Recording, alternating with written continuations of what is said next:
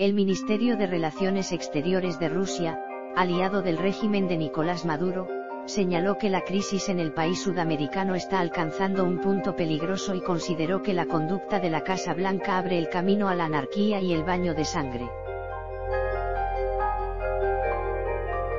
Rusia advirtió este jueves a Estados Unidos de que no intervenga militarmente en Venezuela, asegurando que una decisión así desencadenaría un escenario catastrófico en un país en el que el Kremlin tiene fuertes intereses políticos, militares y económicos.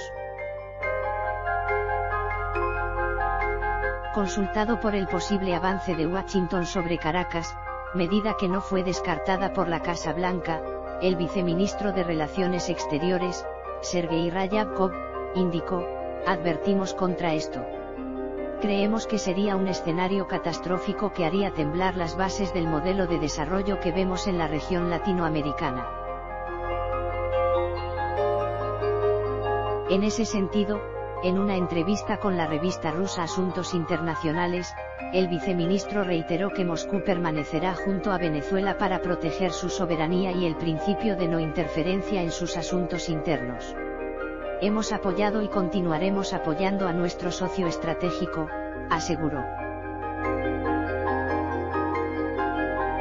Con un fuerte respaldo internacional, el líder del Congreso opositor, Juan Guaidó, se autoproclamó el miércoles presidente encargado de Venezuela ante cientos de miles de simpatizantes demandando la salida de Nicolás Maduro. En tanto, el Ministerio de Exteriores de Rusia criticó en un comunicado lo que considera como una injerencia en asuntos internos de Venezuela, es una vía directa hacia la anarquía y el baño de sangre. Además, sostuvo que la postura estadounidense está motivada en el deseo de librarse de un gobierno indeseado. A su vez, el gobierno de Vladimir Putin se expresó para decir que las acciones de Estados Unidos en Venezuela son un intento de usurpar el poder.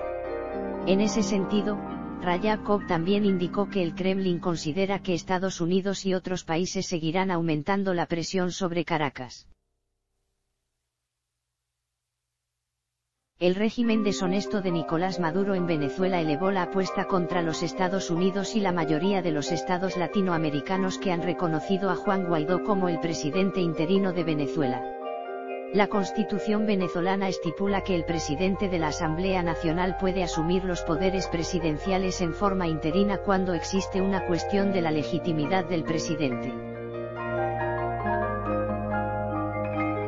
Para apuntalar al gobierno de Maduro, y tal vez para evitar que el mismo Maduro huya del país por miedo a su gente, Rusia envió 2 aviones de transporte y 200 soldados a Caracas el 23 de marzo, aparentemente para servir al ejército de Venezuela el sistema de defensa aérea 300 fabricado por Rusia. Se cree que el sistema se ha dañado en recientes apagones de electricidad. Casi nadie cree que estos soldados son reparadores. Se cree que los contratistas y mercenarios militares rusos brindan apoyo de seguridad a Maduro. La policía secreta de Cuba, basada en la antigua KGB soviética, ha estado estableciendo un sistema de seguridad estatal en Caracas, que se alía con eso en Nicaragua. Rusia respalda claramente lo que concibe como una alianza de estados marxistas, o estados amigables con los estados marxistas, en el Caribe y en América del Sur. Venezuela, con sus vastas reservas de petróleo y 40 millones de personas, es crucial para ese objetivo. Mientras tanto, las condiciones continúan deteriorándose bajo el régimen de Maduro. Hay una grave escasez de todo, desde alimentos hasta papel higiénico. La electricidad se ha vuelto esquiva. La hiperinflación es rampante con una moneda sin valor. Los venezolanos que son capaces de huir, tantos como una asombrosa cantidad de 3 millones solo a los vecinos Colombia y Brasil. Esto presenta graves preocupaciones de seguridad para estos vecinos.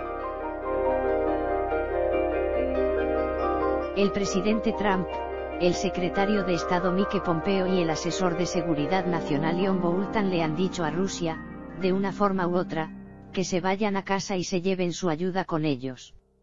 El vicepresidente Mike Pence anunció nuevas sanciones a la empresa petrolera estatal PDVSA, así como a 2 compañías adicionales que suministran crudo venezolano a Cuba, que envía parte de este a Moscú. Es la perspectiva de que Venezuela se convierta en parte de una creciente red de aliados de Rusia en la región que preocupa a Washington. El SR Bolton recuerda a todos la doctrina Monroe, que le dijo a Europa hace 200 años que Estados Unidos considera al hemisferio occidental como estadounidense, es decir, tanto en América del Sur como en América del Norte. Jens Stoltenberg, el secretario general de la Organización del Tratado del Atlántico Norte, dijo hace poco en un discurso en una sesión conjunta del Congreso, la primera vez que un líder de una organización multilateral ha sido invitado a hacerlo, que Estados Unidos debería expandir su liderazgo militar. Esta fue, además, la primera vez que un portavoz había formulado una propuesta de este tipo, y pedía a Washington que reuniera todos los acuerdos de sus tratados regionales. Damon Wilson, del Consejo del Atlántico, ofreció un respaldo a un subcomité del Comité de Asuntos Exteriores de la Cámara de Representantes y dijo que Estados Unidos debería liderar un esfuerzo más concertado para fortalecer los lazos políticos y los lazos operativos entre la OTAN y sus socios globales. Específicamente, los Estados Unidos deberían considerar la formalización de los vínculos entre los aliados de los tratados de Estados Unidos en Europa y los de Asia, a saber, Japón, Corea del Sur, Australia y Nueva Zelanda.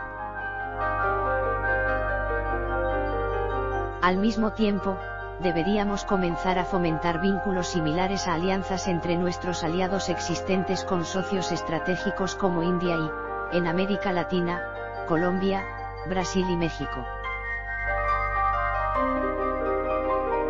El SR Wilson prevé que como precursor de una alianza más formal entre las democracias que están comprometidas con la protección de su forma de vida y un orden internacional democrático. Dada la ambivalencia del presidente Trump sobre la OTAN, tal alianza sería difícil de lograr. Sin embargo, Frederick Kemp, presidente del Consejo Atlántico, piensa que Venezuela podría ser el lugar adecuado para comenzar a establecer vínculos más profundos entre Estados Unidos, Canadá, aliados europeos clave y otras democracias importantes. La hora de decirle a Rusia que se vaya se hace tarde. El autoproclamado presidente encargado de Venezuela, Juan Guaidó, ha criticado este sábado la presencia de tropas rusas no autorizadas en Venezuela y ha dicho, en una entrevista concedida al periódico argentino Clarín, que deberían abandonar el país. El 23 de enero, Juan Guaidó se autoproclamó presidente encargado de Venezuela obteniendo el reconocimiento de buena parte de la comunidad internacional, incluidos Estados Unidos, la mayoría de países latinoamericanos y numerosos europeos, para que gestione una transición pacífica que culmine con nuevas elecciones.